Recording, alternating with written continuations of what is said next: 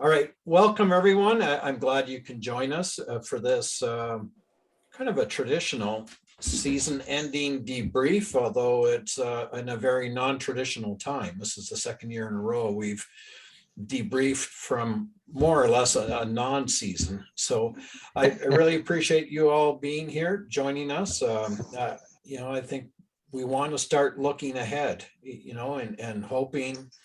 Feels like we've been hoping forever for a return to normal, but I think we can start making some plans on what we can do to have something of a season next year, even if things aren't entirely normal. I think there's been lots of learning along the way. So that's part of what we want to talk about today. So as we kick off, I'm going to turn it over to Craig and ask him to give some opening remarks. So Craig. I'll try to keep it clean, Tom. I'm going to be brief. Thank you all for coming. It's great to see you, if for no other reason, just to see you. I miss all of you guys terribly. It's been a weird 2 years. We haven't had that much chance to get together. What little chance we've had, it's usually been just small groups of us getting together. We've done now 2 summers in a row. We've done a socially distanced remembrance ceremony at Fort Erie. It was great to get out, but obviously there are, wearing masks, keeping 2 meters apart and all that. Hopefully the future is going to hold something, what is it? The good Lord willing and the COVID don't rise. We hopefully will be looking forward to something a little more involved come the future. Having said that, of course, we face some challenges. There'll be challenges with what level of protection we have to go with according to the sites, what we're comfortable with. All that's going to have to be decided as we go. I think that's generally the way it's been since the very beginning is just witnessing, 1 minute they're telling you, no, you can't get it through touch contact. Yes, you can get it through touch contact. You have to wear 2 masks. No, you just wear 1. You have to wear this kind of mask, or no, you can wear that. Anyway, it's evolving. As we know, it has been evolving. You don't need me to tell you that. So going forward, hopefully we will be able to put something together that that actually allows us to do some reenacting. Just as a side note to that, I just want to broach a very sensitive topic. Nowadays, I find, like, with I'm going to refer to my World War I unit just for a moment, because it has a very wide range of political and personal views. You have people in my unit that are way left, and you have people in that unit that are way right. And I think you can say the same about a lot of 1812 people. I mean, there are some people that are way right, and there are some people who are way left. And one of the things that I managed to do to keep peace amongst that group is suggest that when we're at events, when you're speaking in a situation like this, we keep politics out of it. And that way, I mean, if it does come up, I mean, listen to what a person has to say. You don't have to say, hey, don't talk about it, but listen to them, get whatever off their chest, and then move on, change the subject. That's basically all I wanted to say about that. It's I just think it maintains peace within units. And as we know, some units, they go through phases. They grow, they expand, they explode, they implode, they do all those things. And this is one of those subjects that, of course, can be raw. So, and when I say politics, I'm not just talking about populism in Canada or the United States or anything like that. I'm also talking about people have, of course, turned the vaccine and vaccine status into a political issue. We need to avoid that as well. And I think the sites will probably provide the guidance on what will be allowed for that, because they themselves have to protect themselves. So we will respect all rules from the sites that we work with. Other than that, hopefully going forward, we will have a season. I have very high hopes. I think I've had my uniform on in the past 2 years. I think I've had my uniform on 4 times. So I miss that. I miss you guys, and I miss doing what we do. And Tom, I'll pass it back to you for now. All right, thank you, Craig. I think at this point we'll go to the unit report backs. So the format, is when you're called upon, identify yourself, tell us what unit you are representing. What is your primary kind of base of operations? Like, where's the unit headquartered? Where are most of your members from? Update us. Is there any major news or changes since we last convened in the spring? Talk about your unit health. I don't mean do people have colds or whatnot. Like are you active, growing, declining? Is that everyone hanging in there? And what's the spirit of your unit? What's people's mood like? And then for those that have managed to do some stuff, through the 2021 season, then what are the top 3 activities that you managed to do? So I'm going to start with Kevin Garrett. If you could kick us off, please, Kevin. Be more than happy to, Tom. Good afternoon, everyone. Kevin Garrett, if you don't know me, and if you don't know me, you must have been under a rock somewhere, because I can be heard for miles. Grenadier Company of the Royal Scots, headquartered principally in London, although our members are scattered across Southern Ontario. As all of you should know, Dave Westhouse has decided to leave the hobby in pursuit of small canisters hidden in trees and other stuff that he'd like to do. So we are currently without a company officer. We do have someone who has indicated a willingness to take over that role. I'm not sure if I'm at liberty to expand upon that. So I will be breaking in a new officer somewhere along the line. So please be gentle with him and try not to frighten him overly much. I'll just be standing behind him saying, "Now, sir, this is what you need to do." Anyway, morale of the unit, rather hard at the moment to get a finger on, because you can't put a finger on anybody these days. But the ones I've talked to seem to be in good spirits, and we're hoping that we can get together and get out again. We've done some drills out at Fanshawe Pioneer Village and some recruit training, because we've managed to pick up 2 new recruits. And we did a weekend encampment at a private property where we were able to maintain social distance, work on drills, and do some hiking in the woods and some live firing of muskets. So it was a lot of fun for the group. And then we had a small contingent that were able to make it to the Bacchus Page 1812 event.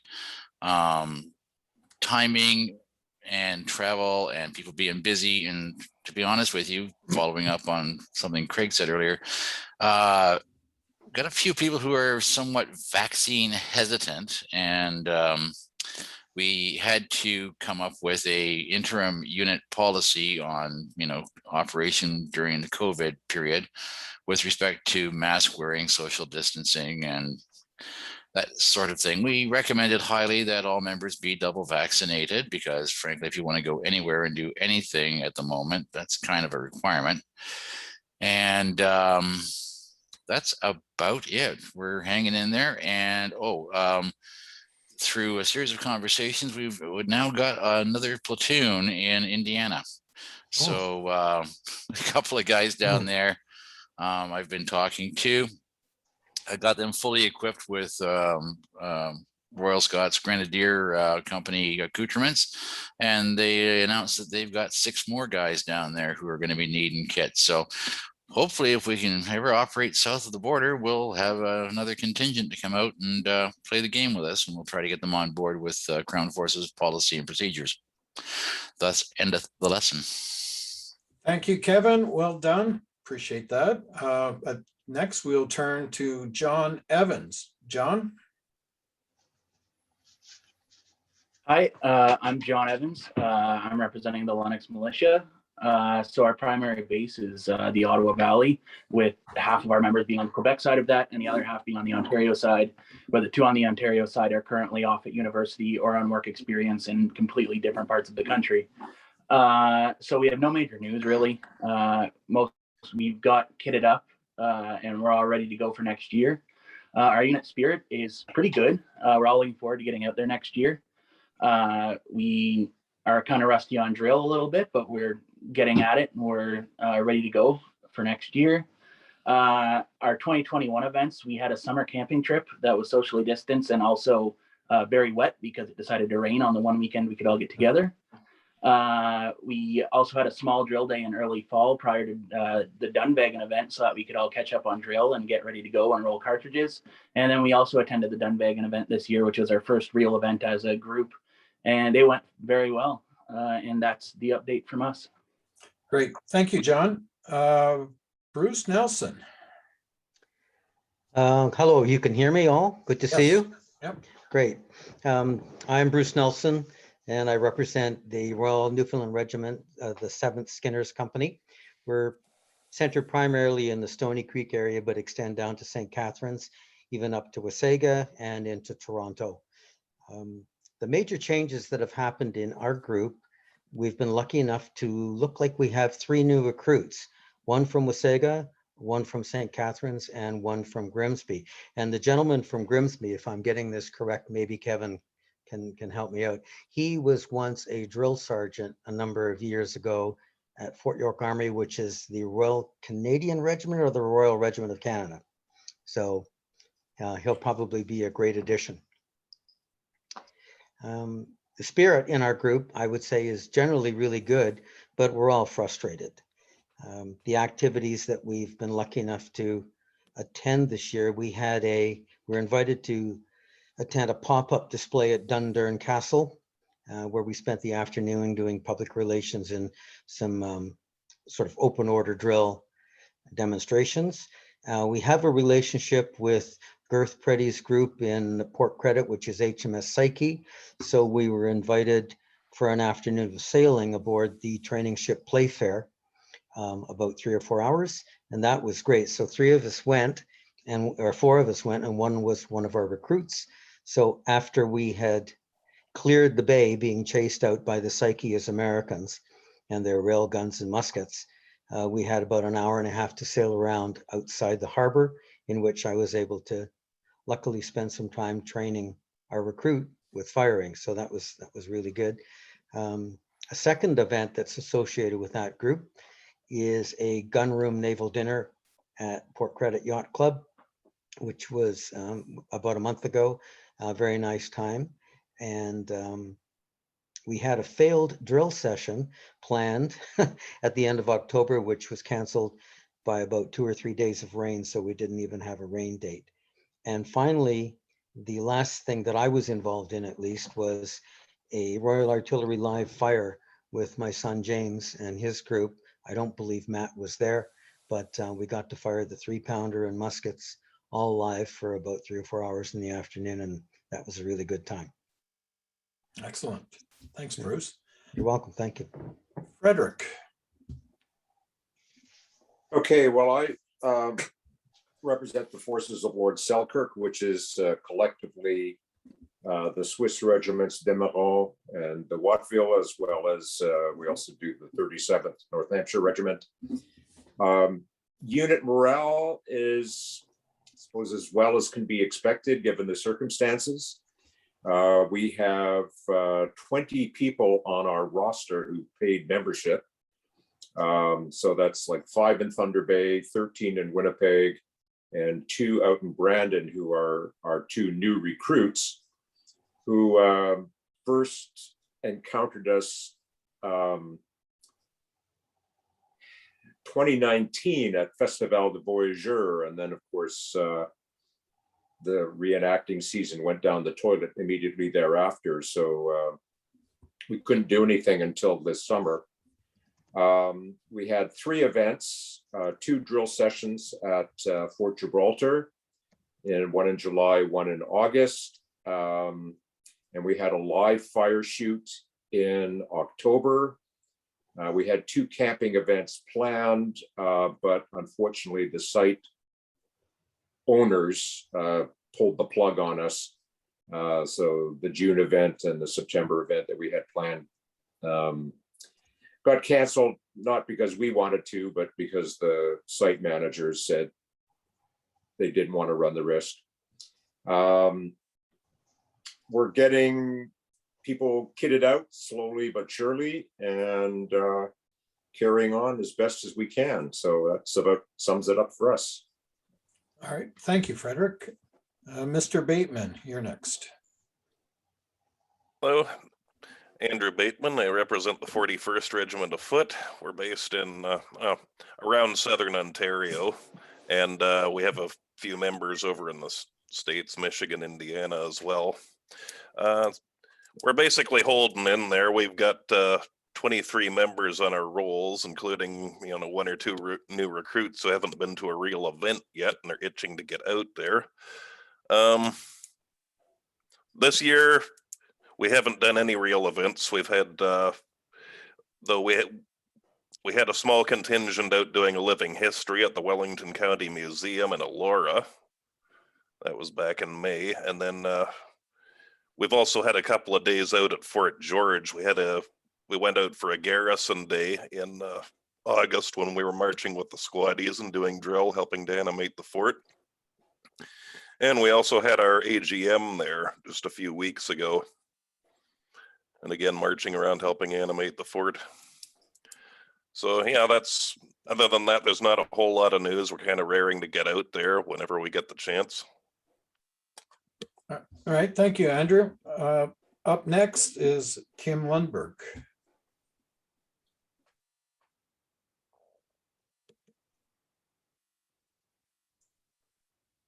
Hi, everybody. Can you hear me? Yes. Yes. Okay.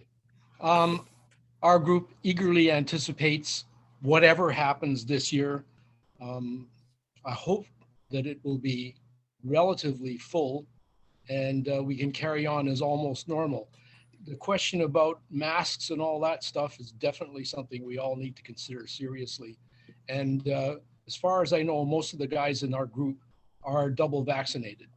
So that's a good thing and eager to get out there. We have one new, very small member. There's a baby in the group, which is kind of fun. And hopefully they can all come out and participate.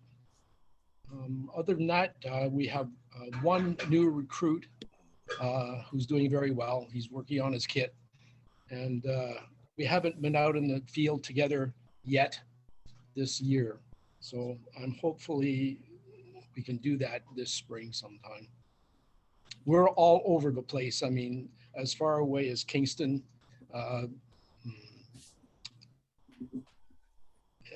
Western Ontario, Central Ontario, and Southern Ontario. So we don't really have a basis of operation, right? But I run the group basically from my home in London. That's about all I have to say. All right, no, appreciate the update, Kim. Ryan Clark.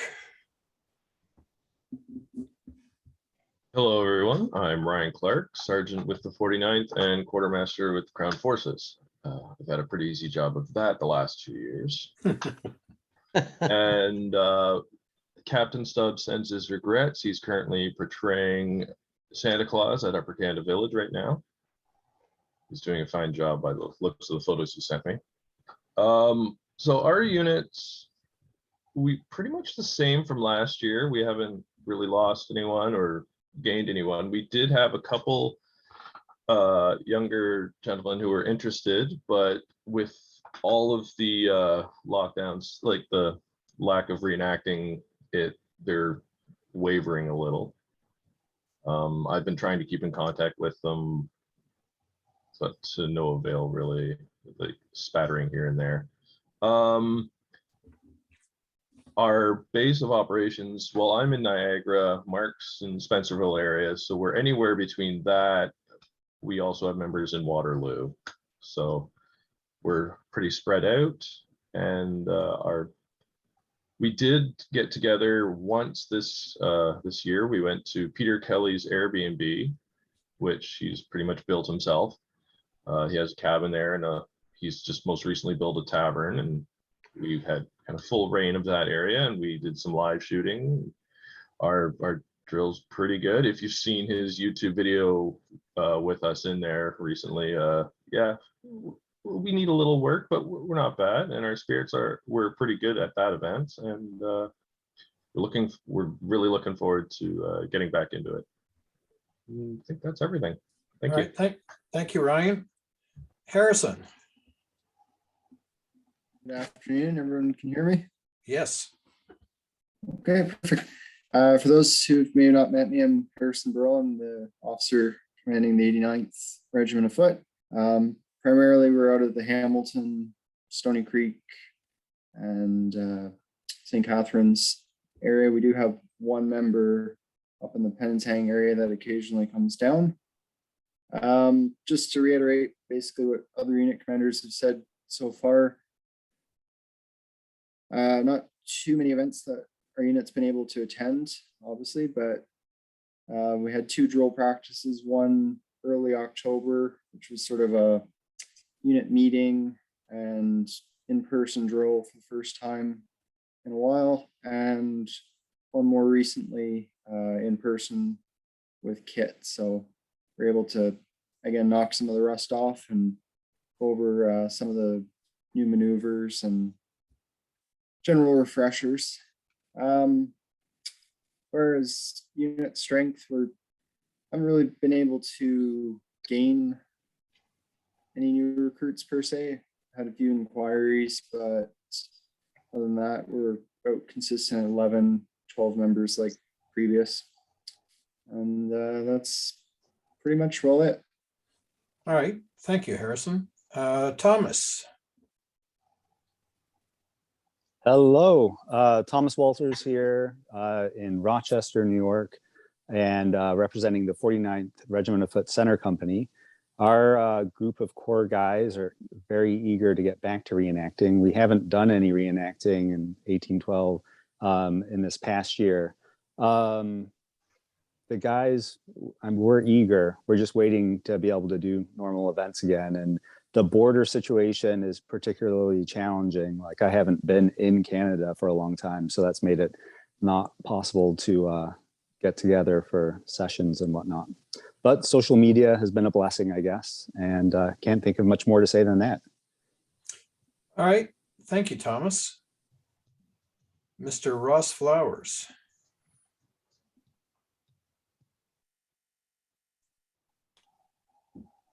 All right, Tom.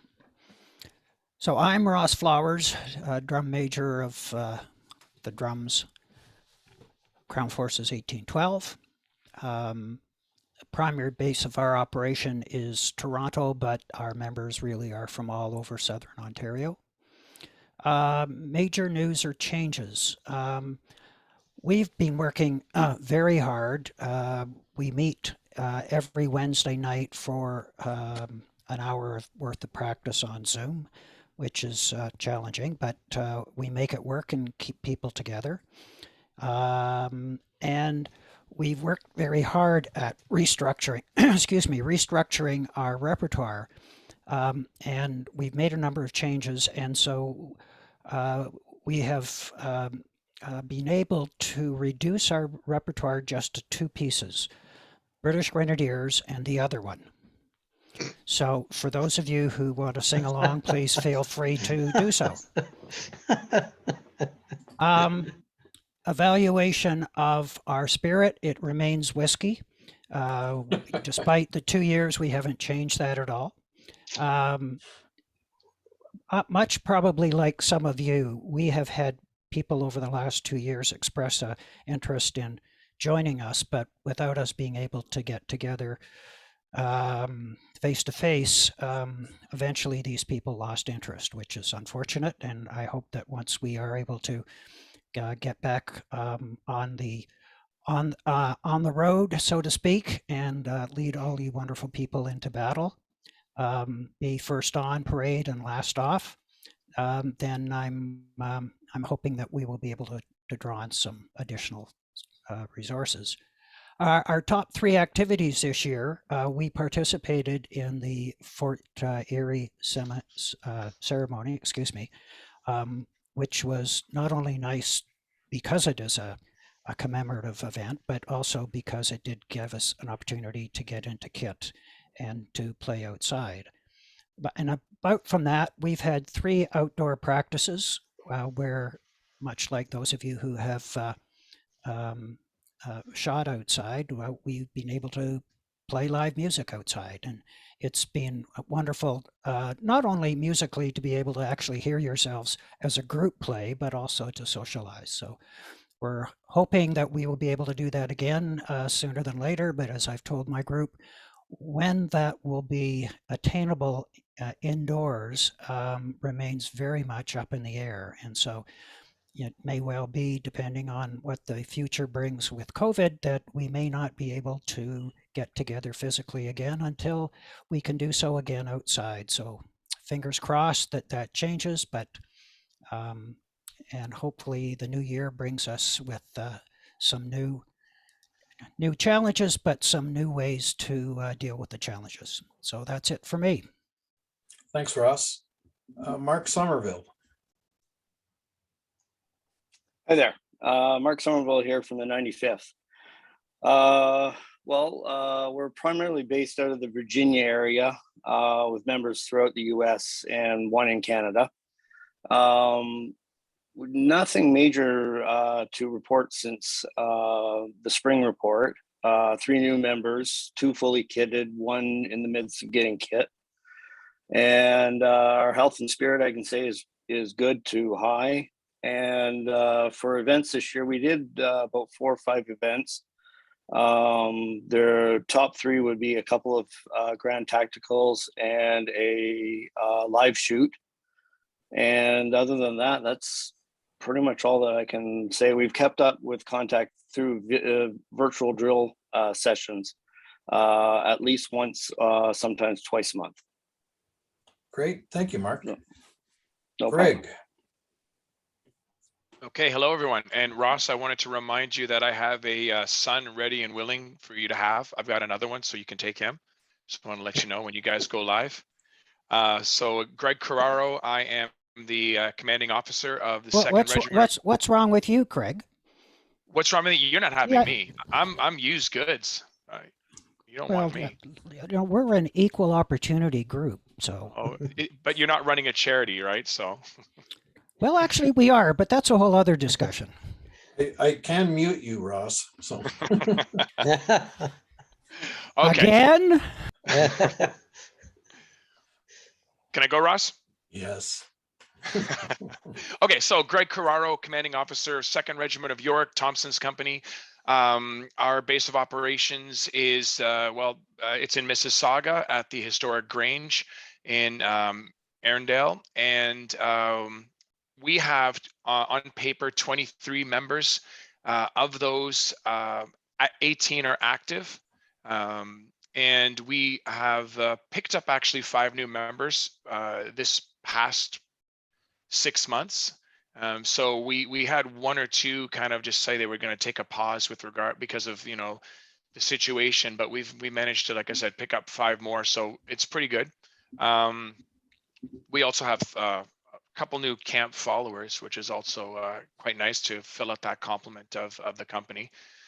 Let's see, morale is actually very high, but we have an extraordinary large number of young guys between the ages of 20 and 23, 24. So, if anyone has pets, you've got to run them. And as a consequence, we had 2, in August, we had 1 full company drill at the Grange. And then we had a second one in lieu of the engagement of Bradley event at Bradley.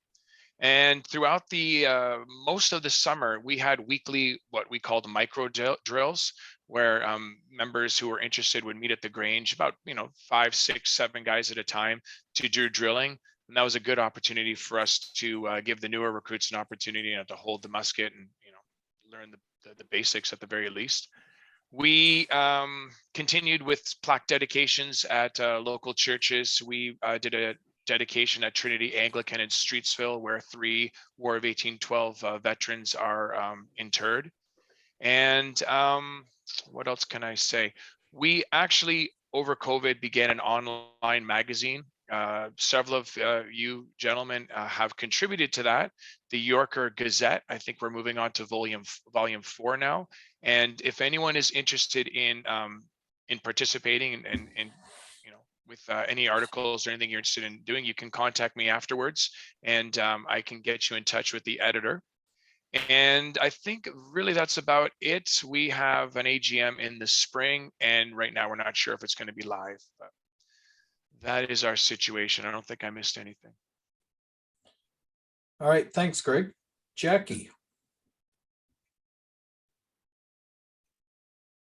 Sorry, my apologies. Just as you were calling me, my husband started talking to me. Isn't that the way, right? Yeah, my wife was calling me 3 times in the middle. If I sounded disjointed, sorry, Jackie, it was because I kept on getting phone calls. So. He's been sitting here for most of the meeting, not saying anything, but he's got to go get Sophie now. So just the timing. And I knew, Greg, you were just going to stop talking just at the wrong time there for me.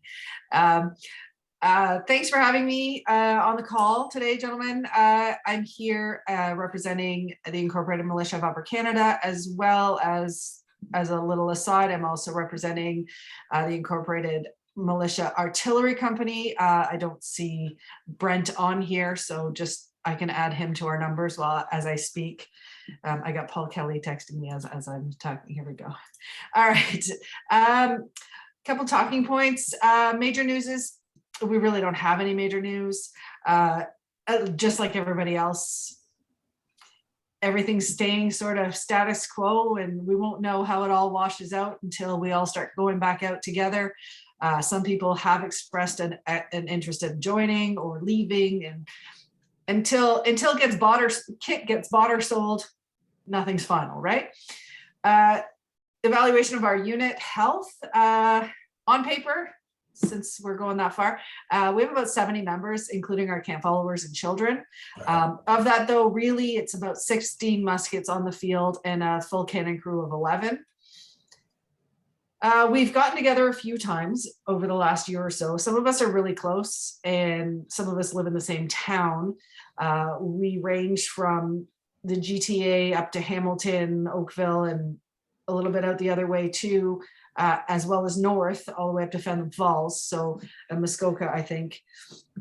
So we recently had a Zoom AGM meeting that was well attended, but we've been out a couple of times. We were out in August and September. I was out with my girls at Bacchus Page House Museum. We actually went to 2 separate events there this summer. Never been there before, went twice this year, so I guess we're making up for some lost time. We were invited to Fort Willow, Sault Ste. Marie, and a garrison weekend at Discovery Harbor, to which the usual suspects all attended.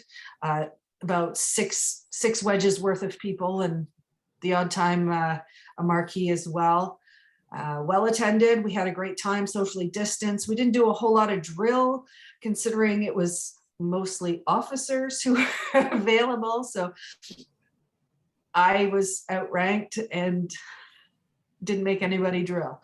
I walked around by myself quite a bit and said mean things to myself, so I don't know if that counts, but I did what I could.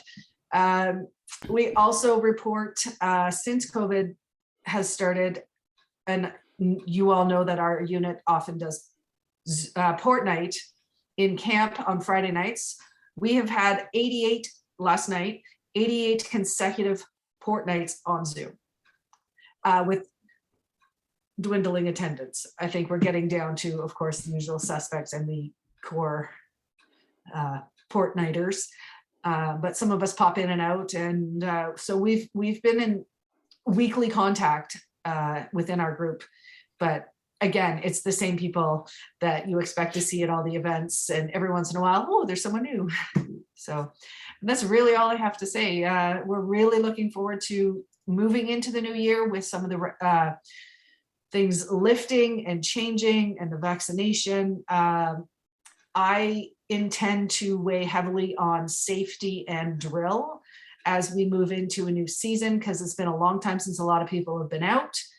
It's probably been a long time since a lot of people have cleaned their muskets. So musket safety, musket care, and basic foot drill, hand drill, just all the basics to be able to be safe on the field.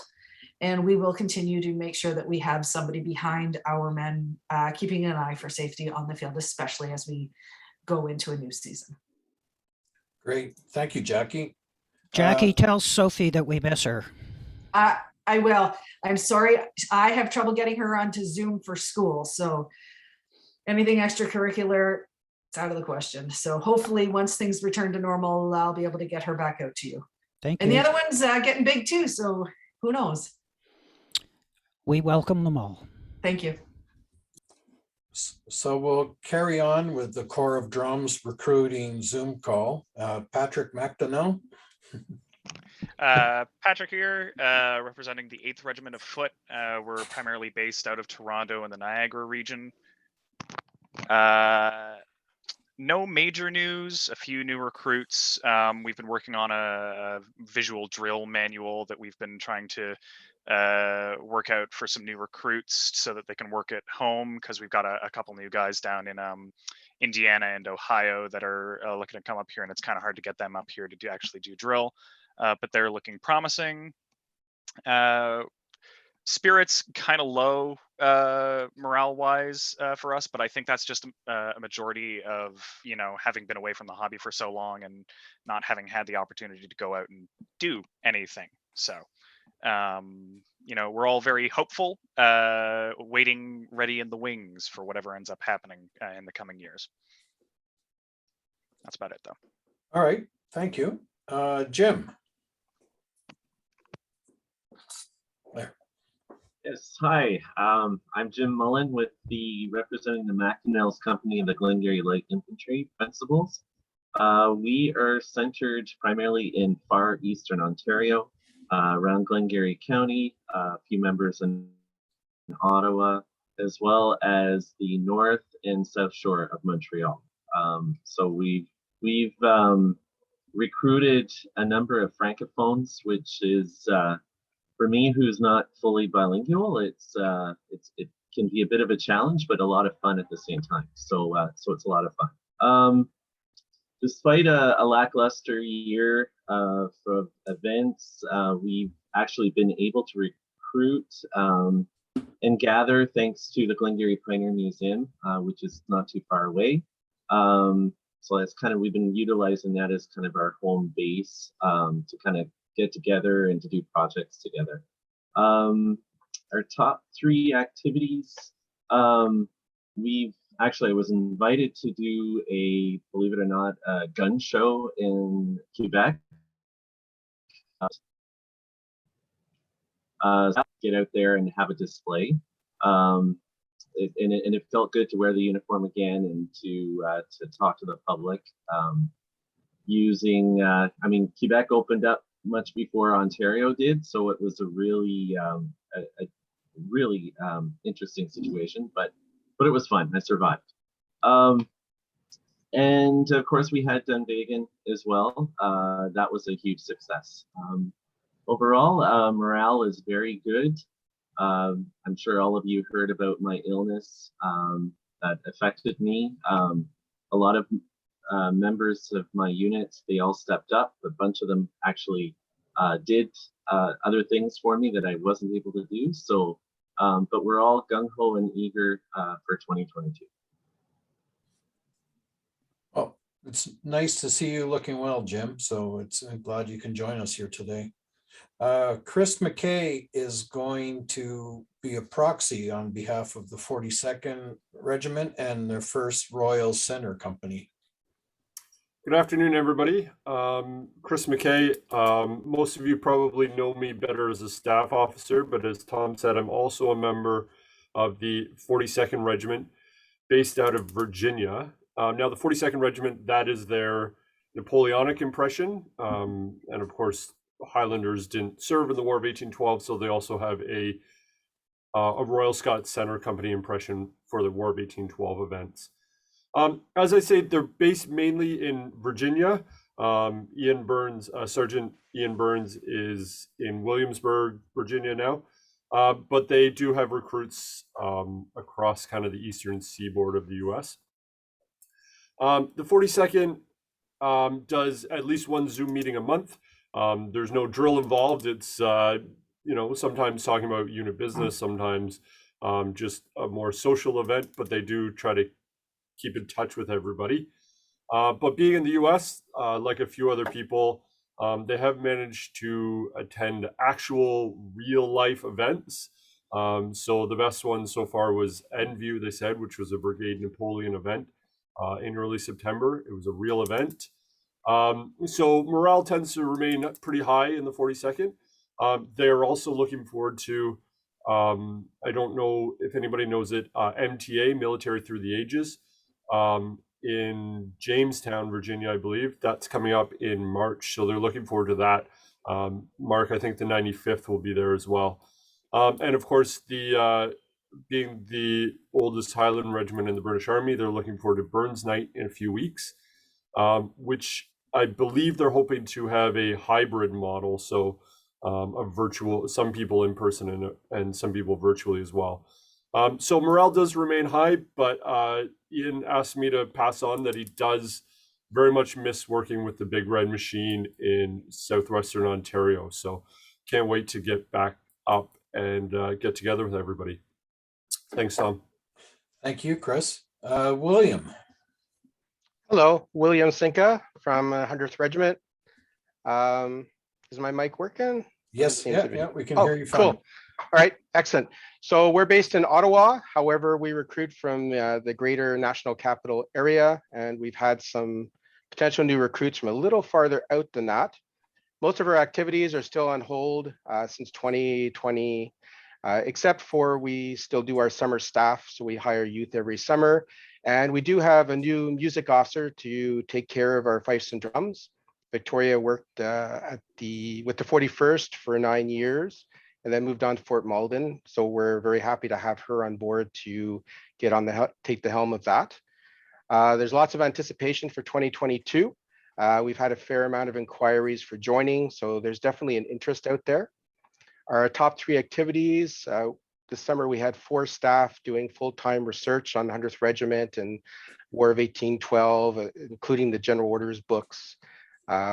We've had 2 staff working on creation of CGI, the regimental colors, different images they've been working on, you'll see coming up. We also did a test production video to do some documentaries and some other sort of filming, and we've got the local Ottawa film community interested in helping us.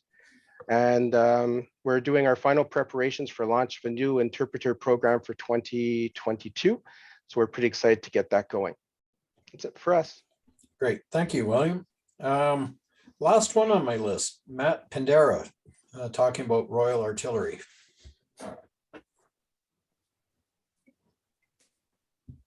Get myself unmuted there. Hello, everyone. I'm Matt Pandera. I'm the Crown Forces Artillery Commander. And once again, thank you very much for including myself in that wing of the impression for your online meetings. Over the last several months, it's been pretty quiet, but through the past winter and whatnot, and once again, starting up in December and January, I'll be having some online conferences for the artillery groups. See how they're doing. The last one we had was this past June. It wasn't attended as well as the ones earlier in the winter, and I figured that was just Zoom burnout from a lot of guys out there. And we've had roughly 3 online conferences to date. The agendas mostly concern themselves with their unit strengths and the overall health of units, their their members' morale, whatnot. They had many people drop out, demits and whatnot. Most of them reported none. Most of them, like, very similar to what the infantry companies are reporting. People are chomping at the bit to get out there and once again do some stuff. Some of the more active gun units that often report back and communicate with me, such as the 7th and 4th Battalion, our 2 Royal Artillery gun groups, 2nd Lincolns, run by Bill Haycoop, the Nancy, the group that I'm associated with, and the Earl of Moira, all have done a few things this past summer, as you heard from Sergeant James Nelson, who runs Captain Caddy's, the 4th Battalion, his dad Bruce. They did some live firing, and yes, I was invited, but I had unfortunately I had some other things to attend to that weekend, so I couldn't make it. So next time I'll get out there. Some of the naval gun groups that utilize swivel guns out on the water, like the Psyche and some other Lake Simcoe Squadron vessels, have been probably more active than any of the other gun-centered groups, and looks like they've been following COVID protocol and whatnot very well. So I don't have any issues there. Most of the groups report to me that they're financially stable, and they've all bought powder in anticipation for next summer, and it's not cheap. So we're anticipating 2022 is going to be an expensive season. So maybe we'll make the guns move around a lot more. We can fire 1 or 2 less rounds. So most of them reported that they did attend small local events, such as Fort Willow, Bacchus Page House, and I'm still trying to get some of the outlying gun groups possibly associated with some of the forts and whatnot to just send me a report. And even if they just got together for a weekend to paint the gun or whatnot, do some maintenance, just give me a report back so that, when we have online meetings like this, I can say a little bit more. Beyond that, I'm scheduling for into December and January an online, like I said, the group for conference for any gun groups, naval-based or land-based, and we'll just take it from there. And that's really all I have right now.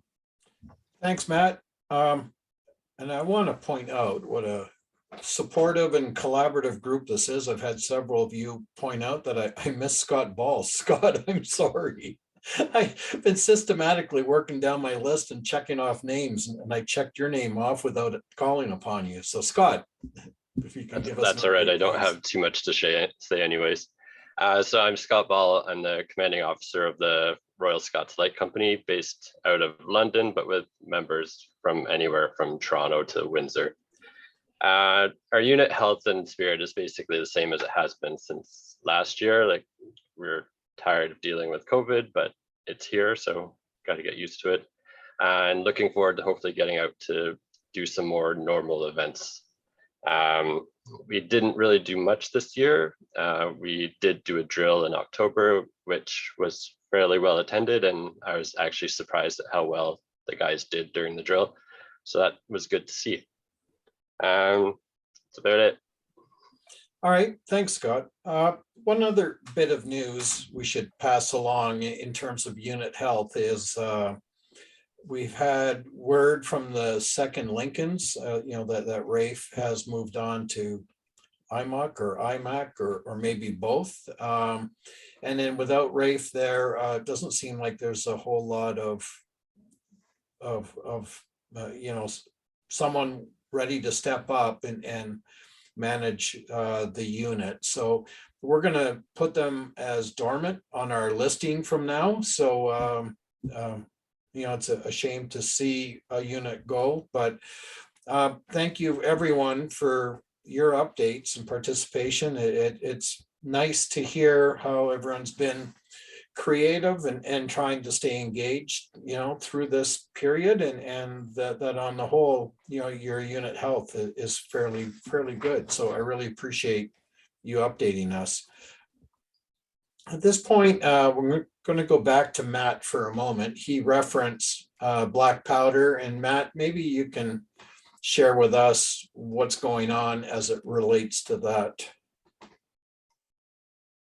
In relation to the the price that we're paying, or GoX closing and then there might be a challenge sourcing powder. I think some units are experiencing that. I know that the supplier that we predominantly all use has stated that GoX been a family-run business for generations. Sounds like they're getting out of it, but local government, whatnot down there, is basically saying that it's a key business and maybe employer in that area, and someone else is probably lined up to buy the GoX factory. In the meantime, it's a moneymaker for people, so they're going to find another source. There are other sources of powder. It may have to come from off the continent, from somewhere else, to fill the gap. And we're not the only people that use it, so it's all down through the states. There's a lot of time periods that require it. So obviously, somebody's going to fill the hole.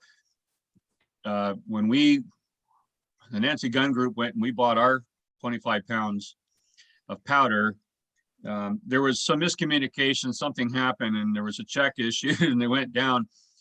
It ended up costing like 800 and some odd bucks for 25 pounds of powder. It was a lot of money.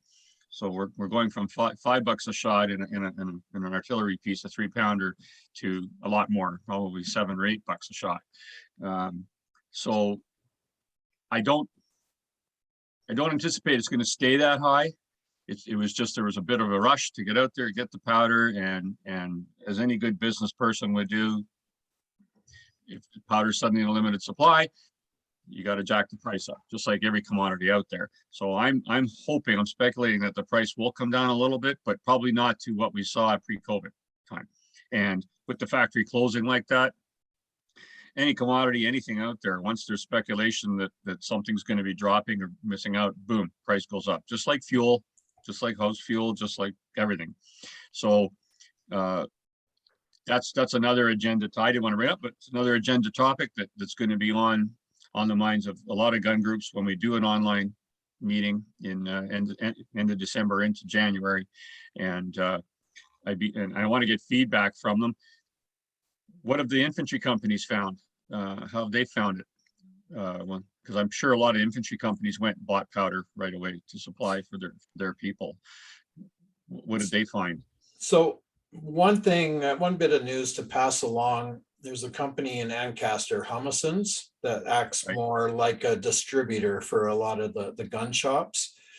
So our understanding is that when they saw the GoX situation, they looked to look for alternate sources of powder, and they've placed an order with a manufacturer out of Germany or Switzerland, anyways, from Europe, but I don't know if it's been delivered. They're awaiting the delivery, and they're not sure what the price was going to be based on, if you compound issues, then there's a global issue around shipping containers, and the price of shipping, by ship has gone up dramatically, and then what duties there might be. So I think there's some stuff to sort out, but to quote them, they felt they had sourced enough powder to support all the reenacting hobbies through the course of 2022. So, hello.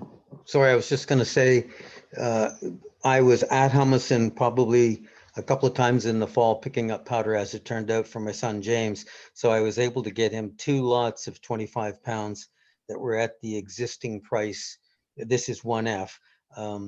At the existing price of probably about $710. In neither case did he ever have anything of 3X or 2X or 2F at all. So I was unable to get anything. That was, this is not in contradiction to what Tom is saying. It's just at that point they didn't have anything on hand.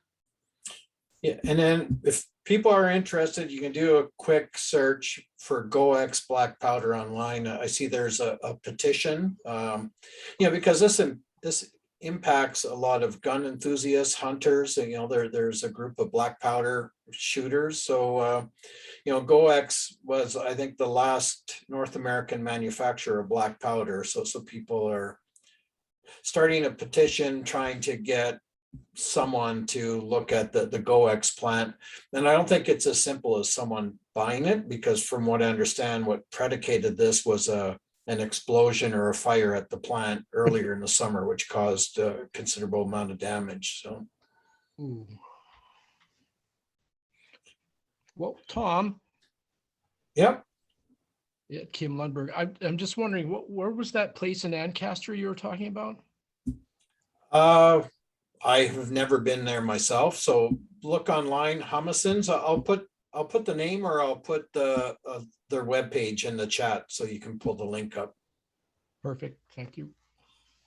All right. At this point, Chris McKay, maybe you can look ahead a little bit to the 2022 season and more what we don't know than what we know, but yeah.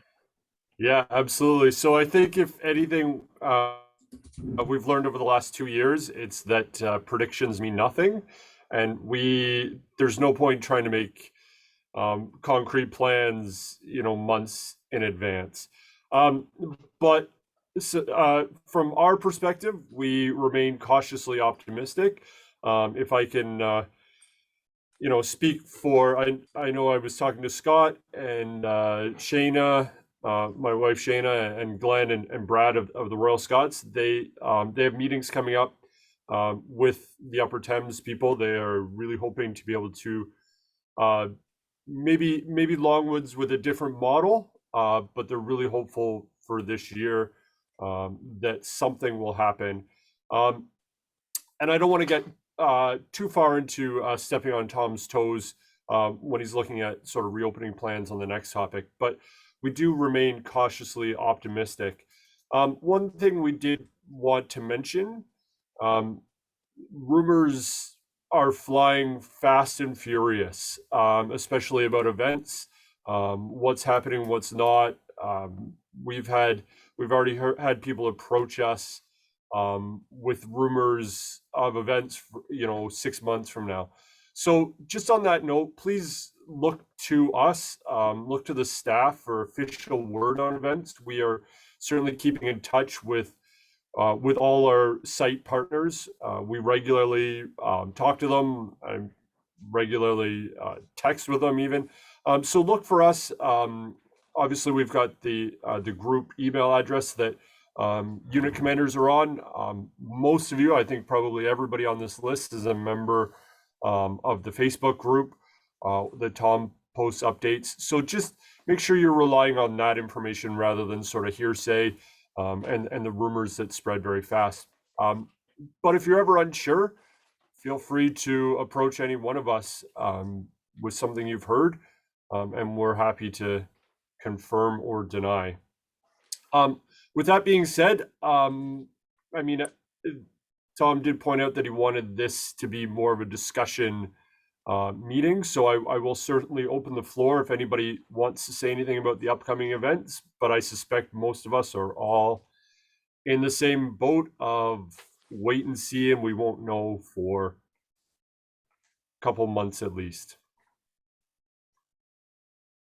Yeah, Tom, if I could just put a little piece of info out that might be useful to other units in the future. I'm predicting there'll be ups and downs with regards to the seriousness of COVID. And to be quite honest, in October last, when our event was planned, there was a positive open window. And the reason I should maybe explain this, the reason why it was canceled was because we didn't get enough people signing up in the time that we felt would make it worth all the hurdles that we had to go through in order to have the event. So we basically shortened the window before we gave a drop dead date. So what I would like to suggest is that if any of the units are interested in having their events, that they encourage unit commanders to get their men up to sign up as fast as possible. I mean, that was our experience. Like, we were all ready to go, and we just didn't have enough reenactors to justify all the efforts and the hurdles that we had to go through. During a regular year, I mean, it's quite common to have a big flood of people signing up a couple days before. We just didn't have that luxury this past fall. So something to keep in mind. All right, thanks, Greg. Well, let's segue into one thing, as Chris said, one thing we've learned is to try not to predict what the future holds in terms of what's going to happen with COVID. But I'm really reluctant to write off a third season in a row. You know, and I think we've seen the template for a few events, the Fort Erie Memorial Service, where we adjusted the formation, you know, incorporated distancing, wore masks in certain aspects of it, you know, and that it felt normal, but it was also safe, you know, and I've seen some of the posts from different groups. You know, I attended the 41st Garrison Day at Fort George and seeing how the squaddies were operating and how the 41st reenactors were operating, and it was in a prudent and safe fashion. So I guess we want to have a little bit of a conversation around, in the event COVID is still lingering and we're looking to have events again, you know, then what is the tolerance? You know, what are some accommodations or ideas? What can we do, you know, so that we can return to our hobby? And then I'm taking a bit of a risk here because I've never used this before, but I'm launching a poll, and it's some questions around events and vaccination. Now, has that popped up for you guys, or? Yeah, okay, so if you can quickly answer that, then I think you'll be anonymous. Anyways, I won't know who's answering and what you're answering. And then we can get a little bit of a sense for the temperature here, so. Can you hear me? Yes. I can answer that for my group. All the people that I've talked to recently are all vaccinated and champing at the bit to get doing something. Double Okay. vaccinated. Good.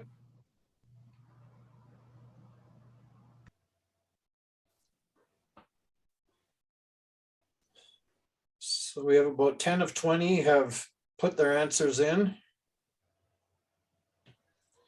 Even if your staff, go ahead. If you want your opinion heard, we won't know who's answering. We're up to 12 of 20. Where do I look for this? Yeah, question I was just going to ask. If it didn't pop up, then look on the menu bar on the bottom for poll. And then apparently if you have an older version of Zoom, you might not have access to it. So if you haven't updated it. What's your question, Tom? Well, I'll run through the responses, and then someone that hasn't answered, if they're willing to vocalize that, then we'll go with that. So first question, would your unit be willing to go to an event where proof of vaccination was not a requirement? So 13 responses, 5 said not sure, 5 said no, and 3 said yes. Not sure. Okay. Next question, has your unit made proof of vaccination a requirement for participation in face-to-face activities? So we have strongly recommended, but yeah, Yes, we have a policy for that. okay. And then I'll read the responses, what we have here. So 7 of 13 said yes, 4 of 13 said no, and 2 of 13 said we haven't done anything this past season. So, and then another question, this is feedback that we can pass to sites hosting events. Do you feel a site should make proof of vaccination a requirement for reenactors? 12 of 13 said yes, 1 said no. I'd say yes. Okay. I agree too. Dundurn did the same thing. Takes a load off us as units, you know, so we're not the ones making the call. That's why when we wrote our interim policy, we didn't really feel like we could actually require it because we're not incorporated, not employers. And like politics, you know, you start talking about this with some people, you can just feel the frost coming up the window pane. Yeah. Well, and that's why Craig's opening comments were a good preface for this discussion, you know, around the topic of vaccination. Proof of vaccination can be a pretty hairy topic for a lot of people. Oh, yeah. And then it's kind of our position as staff. We do have our staff lawyer / adjutant / drum major, I think, lurking on the call. He turned his camera off, but you know, as a Crown Forces staff, we can make recommendations, but we can't dictate or enforce, right? So proof of vaccination would have to be a requirement of the site or a requirement of units, but we, as a Crown Forces staff, can't do that. Do I have the essence of that, Ross? Yes, but I just want to remind everybody that I come to each event with 2 cats of 9 tails. So if they are ever in need, I am well equipped to carry out the appropriate punishment. Ross, those are only for recreational purposes, for God's sakes. Yeah, you want to try that? It's times like these that I'm glad that we're a militia unit and can't be flogged. Just make sure you have a safe word. Hey, Ross, don't threaten me with a good time. I'll bring handcuffs too, just for you, Kevin. So we may have. You know what I do? You know what I do for a living, right? Handcuffs aren't very effective. Yeah. All right, let's get this on track. That may be a portion I'm going to have to go back and edit out. So this is going to be demonetized, guys. This is going to be demonetized now. All right. So the safe management of events, any other suggestions or ideas? So this is with the idea that there may be still some COVID, you know, happening around us. So do we change the camp formations? Oh, Mark, were you hands up to say something? Yeah, I was just wondering, I guess it's a 2-part question. First part is how many events are being planned as per pre-COVID times for 2022, and second part is really how much of this is left up to the individual health units, because I know up here in Barrie our health unit is changing on a day-by-day basis. So the easy answer to your question, Mark, is we don't know, right? But then even what we'd seen this year, with what the majority of what we do is an outdoor event, then there are less restrictions associated with that, you know. And if an event is being held in an area where there are no requirements or no restrictions, as a hobby, as a community, do we set an expectation with a site that we do want to protect us, or you may see people opt out and not attend, right? Because they're not comfortable going. So. Oh, I'd say to your last part there, having some sort of a option, or not an option, sorry, a decision by the event unit, I guess, to have some sort of requirements would be something to look at. But then, yeah, I guess you're running the risk of butting heads with the event itself that would look at it and say, we're not going to get any people showing up if you put such and such rules into place. Well, believe me, we plan on having dialogue with the sites. We do quite often and have some influence. There's a couple of hands up. I'm going to go to them. Craig? Yeah, just a thought. As far as the sites go, the sites will make their decisions about this when they make their decisions about this. If they're going to hold an event, my guess is, I mean, particularly in Canada, they are going to err on they'll likely err on the side of wanting vaccination proof, only because they don't want their site to become associated with a vector of some sort. The second thing I was going to say was, you know, we normally have open camps. Do we now want to consider putting like even a string or a rope barrier around the camp, so that people, if they're going to come through the camp, have to come through with a guide, basically, so that we can, so that people aren't, you know, just sort of like descending on certain tents or certain parts of the camp, and basically, you know, getting into people's space. Because I don't know about you, but if I'm, hanging out in the kitchen area or whatever, I don't want to have to wear a mask. And if I know that all the people around me are vaccinated, then the people on the other side of the rope, I'd rather have them over there and be able to talk to them safely distanced, rather, even though we're outside, safely distanced, rather than have them, be able to stand like a foot away from me or 2 feet away from me.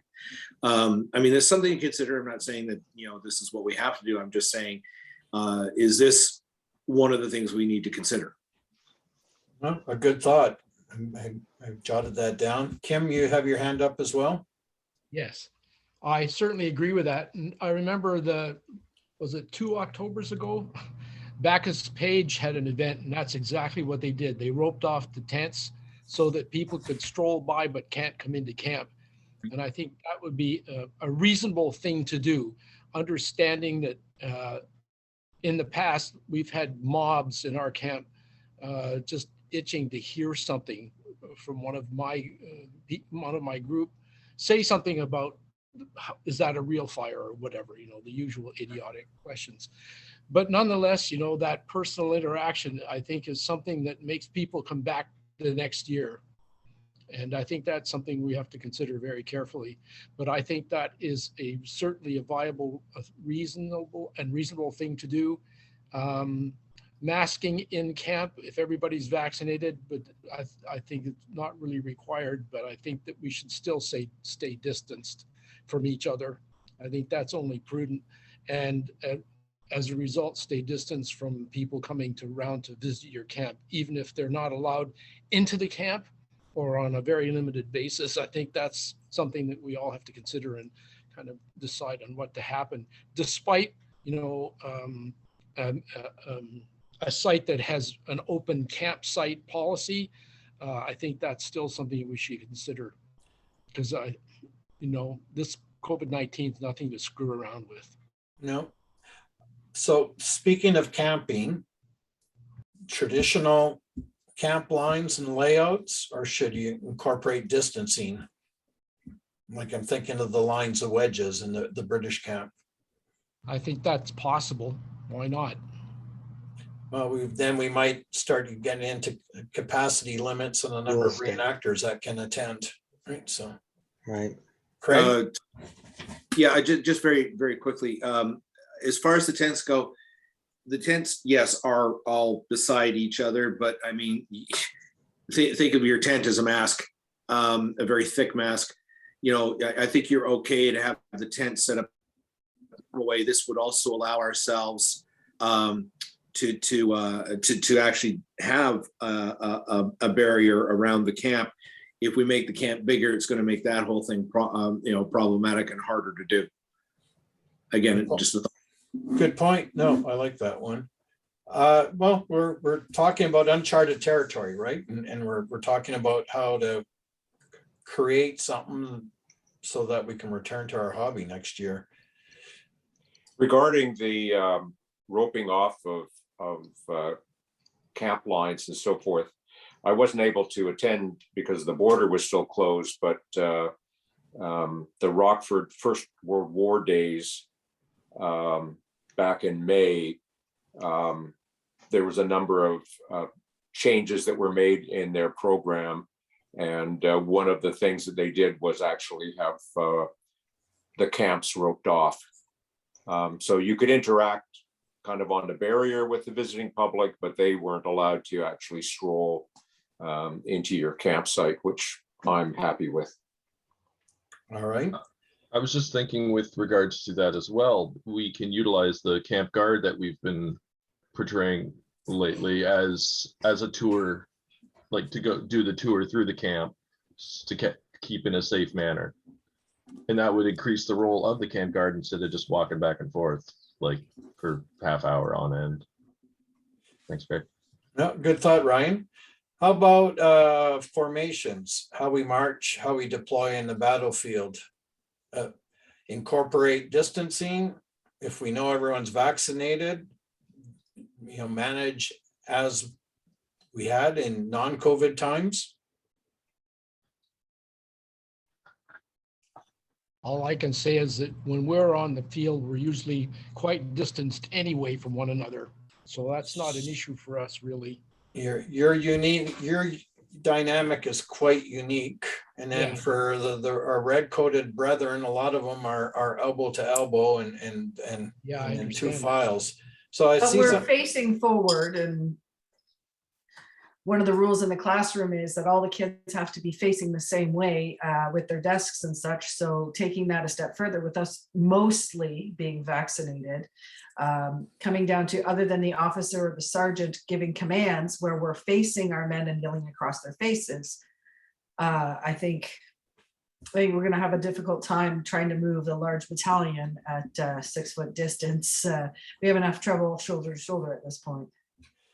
I see some hands up. Let me knock a couple of those down. Greg?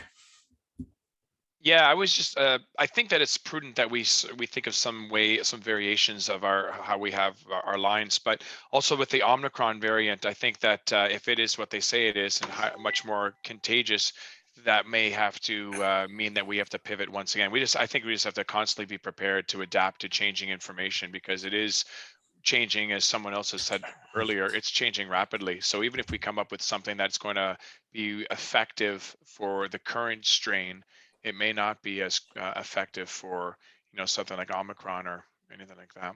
No doubt. A lot of what we're talking about here is speculative, and there's a good chance maybe the world returns to normal. We don't have to do any of this. Maybe we're all in isolation again by next spring. We don't know, but we can assume, as things were last summer, if we want to return, what can we do? So, Ewan. Turn myself off mute. All I was going to say was, this is something I want to find out what individual units are doing. I know in the case of demonstration units that work at the forts in the summer, they've opened up the distance within the units when they maneuver.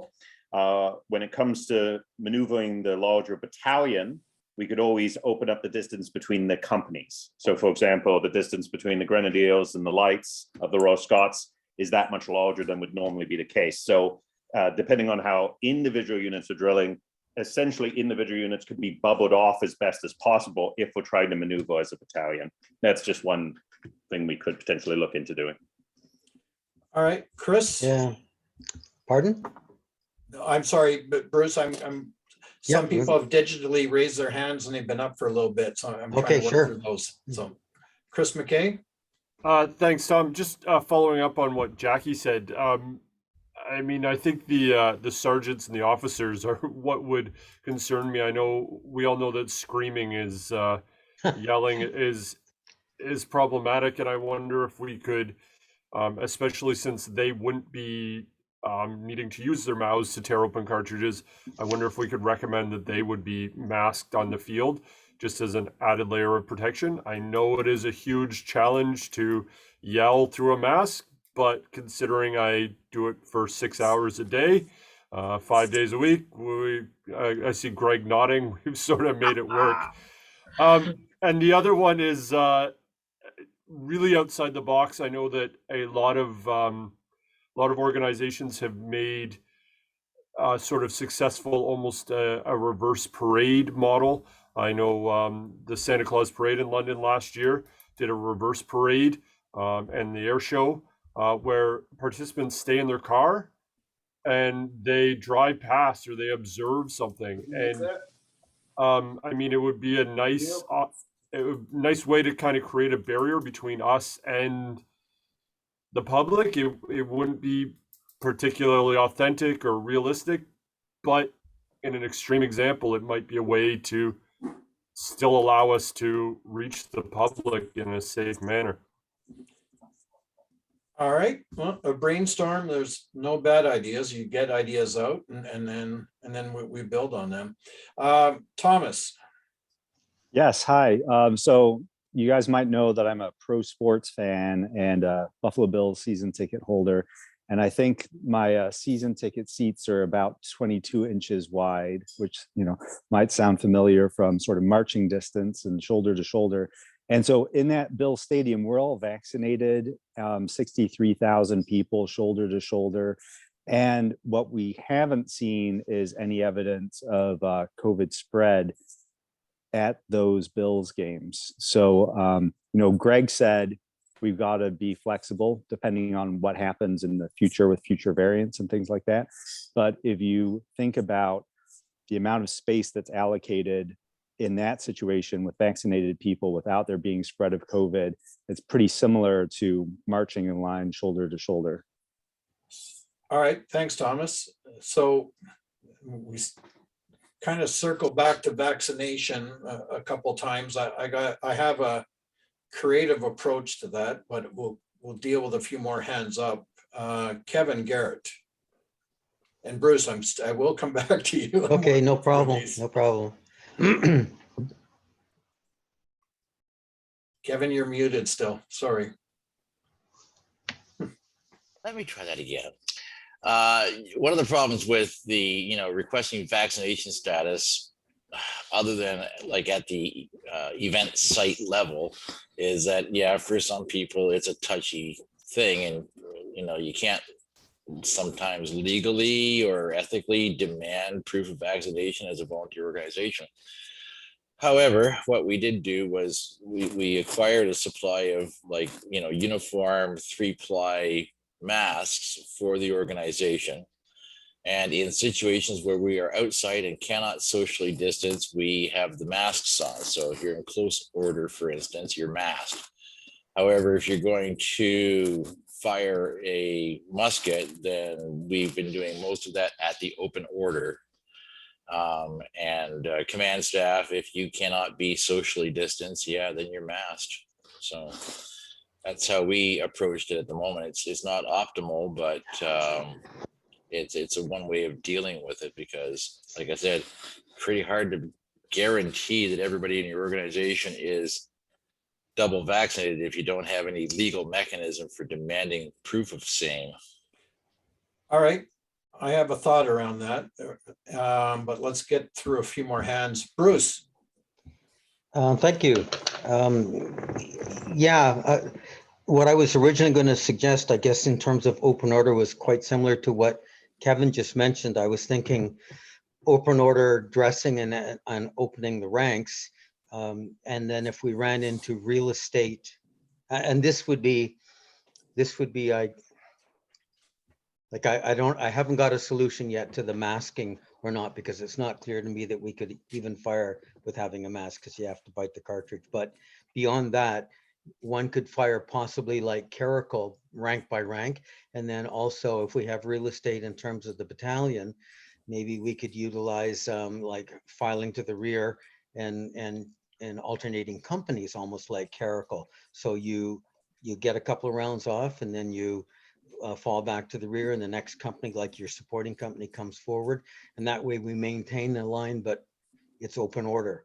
The other thing that occurred to me, again, actually this was brought to mind by what Kevin was saying too, when we had to go and do the Dundurn event, that spurred us on to create our own unit policy, which was by unanimous vote that we would be double vaccinated to participate, and or matching whatever the Ministry of Health was requiring, and also masked.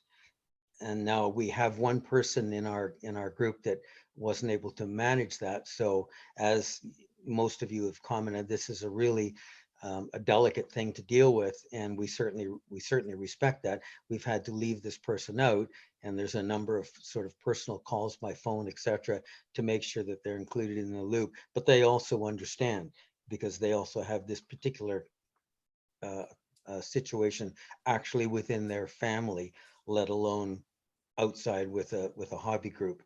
So my point there was that given that we had this policy, then we were able to say to events that were inviting us, here's our standards, do they match yours? Shall we come or not? And that allows a certain degree of comfort. All right, very good discussion, but we also got to move things along too. I'm conscious that we've been on an hour and a half. Craig, your hand's up. Yeah, just another thought about the command and distancing, where it's possible for people to be facing forward, and they have to, of course, be able to bite open their cartridges and stuff like that. So, yes, maybe open order is the answer. Maybe it's a case of, if you're comfortable, if you're not comfortable, wear a mask and find another way to tear up in your cartridge. But as far as the commanding, covering sergeant or commanding officer, company officer, we can always put space between the companies so that the commanding officer can stand far enough away from his line and give the command so that he's not breathing all over them while he's shouting. That's also a possibility. That's it. Okay.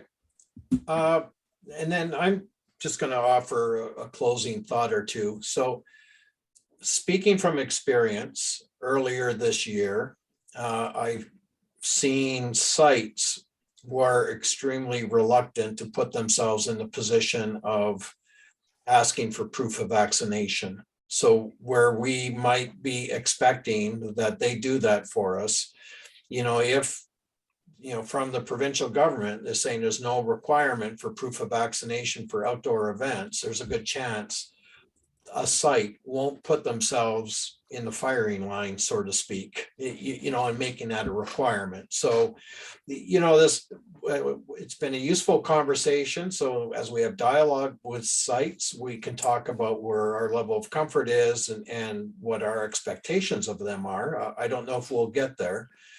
Now, I saw an interesting approach from, of all places, the cruise ships. They were, they're at sea again, they're embarking passengers.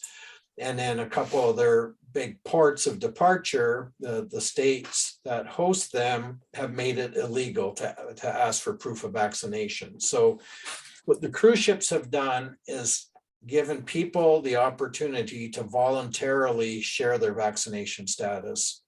So if you're going to voluntarily show your proof of vaccination, you get a certain colored wristband, and then that gives you more privileges on board ship, more places you can go. If you don't want to share your vaccination status, then maybe masking is required, and there's parts of the ship that you cannot go to. So it's not ideal, but perhaps if we're self-administering, that might be a device that we can use, right? Where we can't maybe ask for proof of vaccination, but we can ask people to voluntarily tell us. And then those that are vaccinated, then maybe they can march in close formation. Maybe there's more places they can go without a mask, or more things they could do.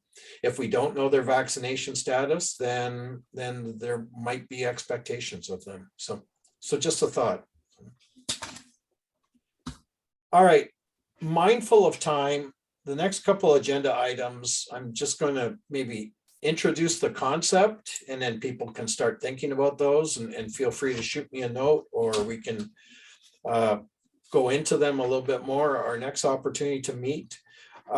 Greg pointed this out to me, and I don't know how many of you had the same experience the past summer, where there were days where the weather, it was so incredibly hot or so humid. I was thinking to myself, I'm glad I'm not at an event this weekend. I don't know how I would have survived, right? So, but it's a reality, right? As we go forward the next few years, we might be seeing more weather extremes, very hot weather, very dry weather, very hot and humid weather. There might be weather events, severe thunderstorms and high winds and other damaging things. So, should we start thinking about how we adjust the planning of events, and maybe it's the schedule at events? Do we always have to be having our feature battle at the absolute hottest time of the day, kind of middle of the afternoon, we're out there under the blazing sun. I don't know, and maybe there's no easy answers, but it's, I think, something to start thinking about, or working with the sites, or do we start asking that there be cooling stations or more medical personnel rather ready to deal with heat distress, have coolers of ice water, ice, cold cloths and various things to help someone that's struggling. So a thought starter there. I show of hands or nods, is it worth thinking about, talking about? Yeah, okay. All right, thank you. And then to build on that, Chris, I'm taking away one of your talking items. I mentioned severe weather, but also it's good to know what the first aid plan is from a site, and then also laying out plans for dealing with emergency. So if we're all camped at Fort Erie, it's 2 a.m, someone's having an emergency, we call 911. What do we tell them? Where the ambulance should go? What is the address? What is the best entry point, exit point? Like maybe we should start compiling a plan, consult the sites. We don't want to not underwrite or undo what they do, but a lot of their focus seems to be when the public's there. And it's kind of, well, all right, so you send home the St. John's ambulance people at 6 o'clock because the site's now closed to the public, but what about the 1,000 or 1,500 of us that are still camped on site? What plan is there for looking after us in the event of an emergency? So just things that I think would be prudent to start having dialogue with sites, and then maybe having whether we create documents or have plans, contact personnel, like who is the on-site contact? Do we even know how to reach them? Do we have a cell phone? Do we know someone's there 24 hours? Just build out some kind of a dossier for each of the sites. And then also, once again, communicating to them what some of our needs are, like to keep us safe and to protect us, what should be done. So. All right. So I'm going to sorry, Tom, can I just jump in? Yes.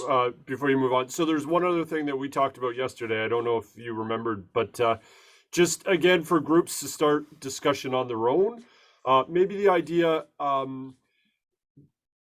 at, let's say, the last Fort Erie we were at, do you know who from your group, do you have a list somewhere of everybody from your group that was present? Or are there people coming and going? Are you, I'm not sure if James left already or if he's still here. And then the other thing is, I know some groups keep a list of emergency contacts, but it's maybe not a bad idea. If something happens to one of us, do we know who to get a hold of?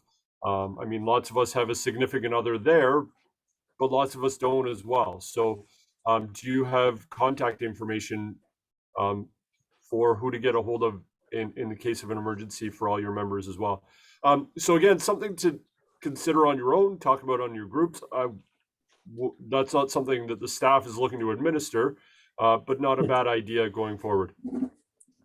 If I can add to that, Chris, our unit carries unit first aid kits, and there's a designation on the tent of the person who's carrying it. It's just a red bandit, like a red tie, which to a public member just looks like something tied on your tent pole or whatever.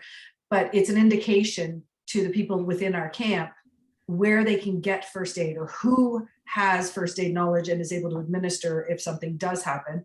And our members also have the option, especially those, we do have the retired men of camp. A lot of them have heart issues or other issues.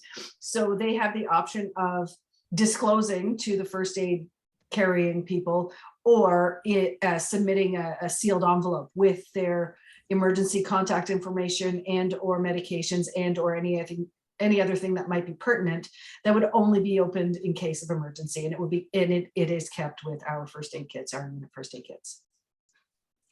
I know a lot of the sites ask for that information on you when you sign up to participate.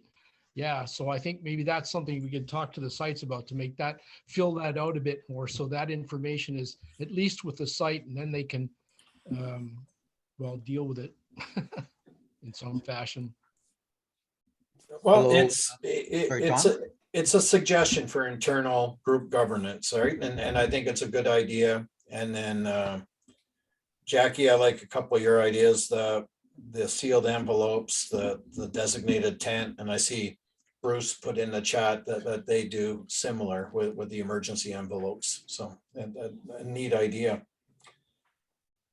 All right, Ewan, if you can talk, I'm going to make the rash assumption that the world's normal and we can contemplate an officer and NCO school to open the season in April or so. Yeah, so we've had a bit of discussion on the staff about having an in-person school hopefully next spring. We were thinking about returning the school to Fort George. One of the things we were talking about was the possibility of opening up the school. Traditionally, the Saturday has been focused on the officers and NCOs, whereas the Sunday of that weekend is usually open up to units to bring all their members and have a garrison day to drill.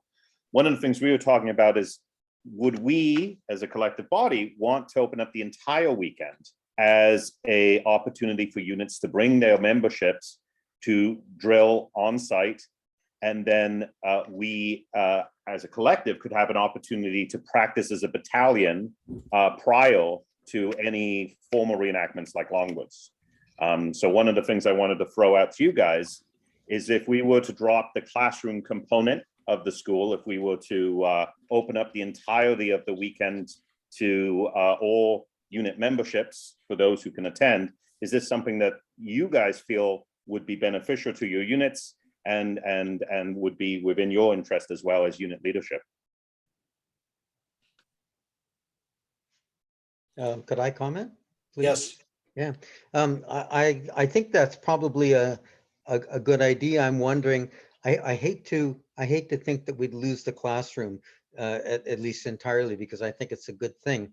I'm wondering if we had a 2-day event that had scheduled times for the instruction that leadership wanted to impart, and then during those times the rest of the group could be out doing sort of some basic maneuvers or basic drill under corporals, etc., or lance corporals, while captains and sergeants or whatever are in school, and then we can put it all together and get the best of both worlds. We talked something along that line, Bruce. Would maybe if it is all units, then on occasion we can break out the officers and they can go have a classroom session, or we can have dialogue or do some planning around something, and then at another point break out the sergeants or the corporals, sergeants and corporals. So it's basically whatever we desire we can create. So.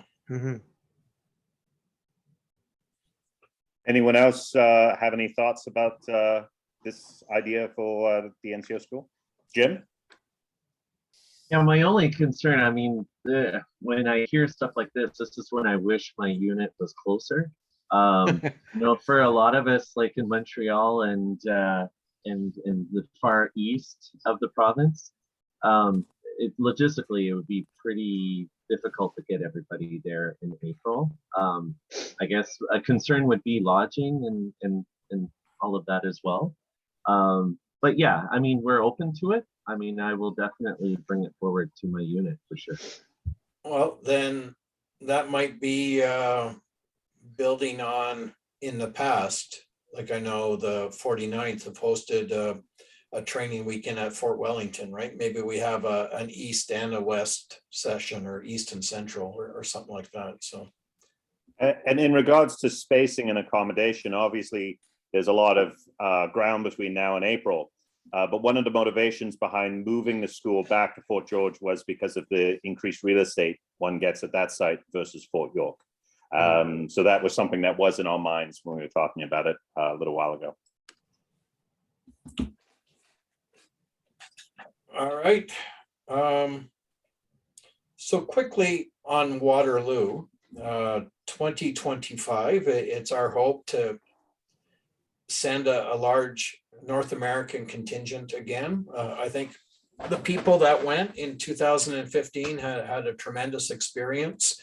You know, we have connections with the Allied headquarters and through them with the host organizers. So in all likelihood, the numbers will be capped for that event. So it's good to know they're already aware of us, our interest, and are assuming we're part of the numbers they plan. So I'm sure you guys are getting tired of me constantly posting the updates, the numbers, and the registration link. But please, you know, if people are even possibly interested, have them complete that, send that in. And so that gives us a better sense of numbers. And, you know, just as we get going along, if we find that the unit is going to have a cap in terms of numbers, and we are capped in terms of how many we could go, then those that have pre-registered are going to have precedence over others. So just wanted people to keep that in mind.